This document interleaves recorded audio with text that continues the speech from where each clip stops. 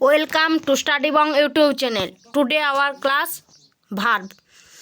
তো ভার্ব সম্পর্কে আমরা জানবো ভার্ব কি, যে ওয়ার্ড দ্বারা কোনো কাজ করা, কোনো ঘটনা ঘটা, কোনো কিছু হওয়া, থাকা ইত্যাদি বোঝায় তাকে ভার্ব বলে।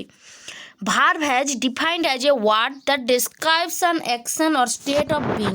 মানে ভার্ব কি কোনো কাজ করা বোঝায় বা কোনো কিছু ঘটনা ঘটছে, কোনো কিছু হওয়া বা থাকা এসব বোঝায় ভার্ব, মেনলি কাজ করা বোঝায়। তো verb is the heart of a sentence.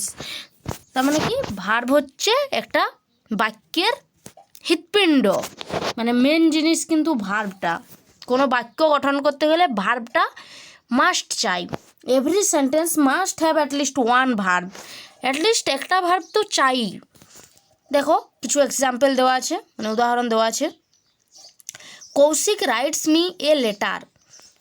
তো রাইট কি, রাইট হচ্ছে ভার্ব, রাইট মানে লিখা। আই লাভ মাই মাদার, আমি আমার মাকে ভালোবাসি। তো লাভটা হচ্ছে verb. He is a doctor, এখানে ইজ হচ্ছে হেল্পিং ভার্ব, ইজ হচ্ছে helping verb.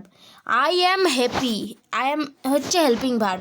She has a doll, has হচ্ছে হেল্পিং ভার্ব, হ্যাজ হচ্ছে ভার্ব। তো এরপর আমরা দেখব কতগুলো ভাগ আছে ভার্বের, types of verb. Action verb, state verb, transitive verb, intransitive verb.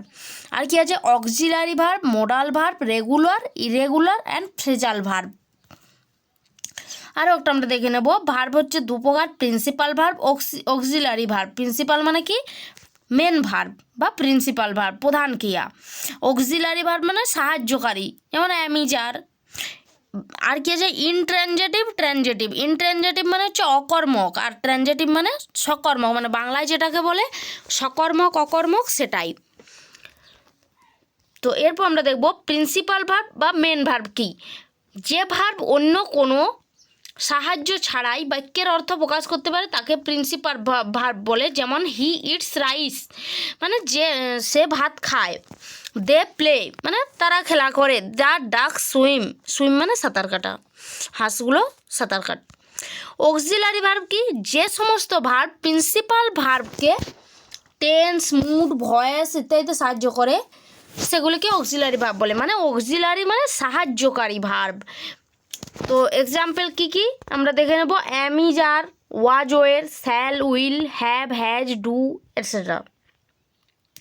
তো অ্যামিজার কি প্রেজেন্ট টেন্স মানে বর্তমান, ওয়াজ ওয়ের কি পাস্ট টেন্স অতীতকাল, শ্যাল, উইল এসব হচ্ছে ফিউচার মানে ভবিষ্যৎকাল, আর হ্যাভ, হ্যাজ কি প্রেজেন্ট টেন্স, ডুটাও প্রেজেন্ট।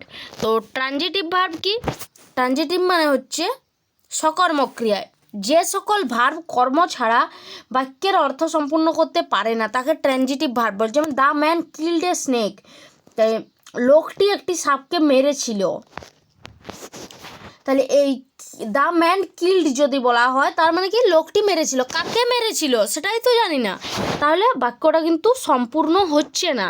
তাহলে লোকটি একটি সাপ মেরেছিল, তাহলে আমরা বাক্যটা দেখছি সম্পূর্ণ হচ্ছে। তাহলে এ স্নেক এটা কিন্তু আমাদের দরকার পড়ছে, অবজেক্টটা আমাদের দরকার পড়ছে, তাই তবেই ট্রানজিটিভ ভার্ব অর্থাৎ সকর্মক ক্রিয়া হচ্ছে। নেক্সট আমরা দেখব আরও কিছু উদাহরণ দেখে নেব। He reads a book, he reads যদি বলি সে পড়ছে, কি পড়ছে সে, a book. I like her, I like যদি বলি আমি পছন্দ করি, আমি কি পছন্দ করি সেটা যদি না আমি তাকে পছন্দ করি, হলো। এরপর কী আছে ইনট্রানজিটিভ ভার্ব অকর্মক্রিয়া, যে সকল ভার্বের বাক্যের অর্থ সম্পূর্ণ করতে কোনো কর্মের প্রয়োজন হয় না তাদের আমরা কি বলবো ইনট্রানজিটিভ ভার্ব। তো play, run, fly, blow, sleep ইত্যাদি ভার্বগুলি কি ইনট্রানজিটিভ ভার্ব। তো প্লে খেলা করা, রান দৌড়ানো এসব সমস্ত কিছু কিন্তু ভার্বগুলি ইনট্রানজিটিভ।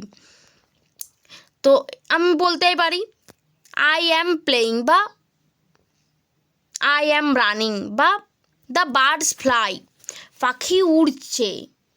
পাখি কোথায় উড়ছে বা কি উড়ছে এরকম কোনো প্রশ্ন আসতে পারে না, দ্য বার্ডস ফ্লাই আমি বলতেই পারি পাখি উড়ছে, ঠিক আছে।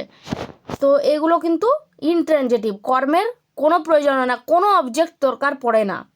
তো আজ এই পর্যন্তই, বাকি ক্লাস আমরা নেক্সট দিন করব। আমি ভার্বটা বাকি আছে কিছুটা, এটা তোমরা পরের দিন আমি যখন ক্লাস করব তোমরা দেখে নিও। তো আজকের ক্লাস এই পর্যন্তই। Thanks for watching this video. Please তোমাদের যদি ক্লাসটা ভালো লেগে থাকে লাইক, কমেন্ট, শেয়ার এবং সাবস্ক্রাইব করতে ভুলবে না। Thank you.